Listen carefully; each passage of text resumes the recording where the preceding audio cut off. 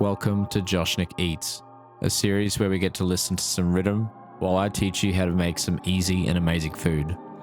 In this episode, I'll show you how to make the easiest rustic style bread. It only requires 4 ingredients and a little bit of patience. No kneading required.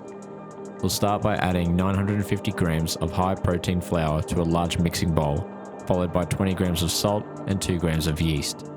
Mix it up with a spoon, then gradually add in 730 grams of water, mixing until there are no dry clumps left. Don't forget to scrape down the sides of the bowl. We want to make sure that all of the flour is hydrated. Cover the bowl and leave it to sit in a warm place to rise for 8 to 12 hours or overnight. The next day, preheat your oven to its maximum temperature, then take out your dough and put it on a floured work surface. I like to add a bit of oil to my bench scraper to make getting it out of the bowl a little easier.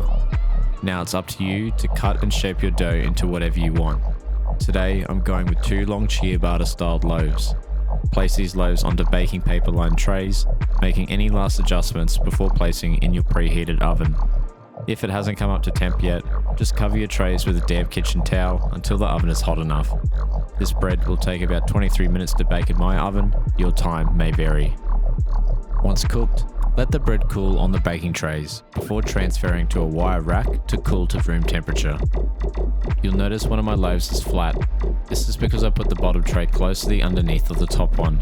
This forces it to flatten as it cooked, similar to how Japanese bread loaf tins have lids that force the loaf into a square shape. This first loaf is perfect for toast, cutting into chunks to dip in soups and cleaning up pasta sauce straight out of your bowl. The texture is soft and pillowy, with a crunchy outer crust you'd expect from rustic style breads. While this flat loaf came out a little denser with fewer air holes, it is still soft and springy, and this loaf would be perfect for making sandwiches when cut straight through the middle. I'm going to put this loaf in a freezer-proof Ziploc bag to eat at a later date. This bread tastes just as good as the day it was baked when frozen straight away. I hope you guys enjoyed the video. If you did, please leave a like and drop me a follow. And if you have any track recommendations, leave them in the comments below. My name is Josh, and I'll see you guys in the next video. Peace.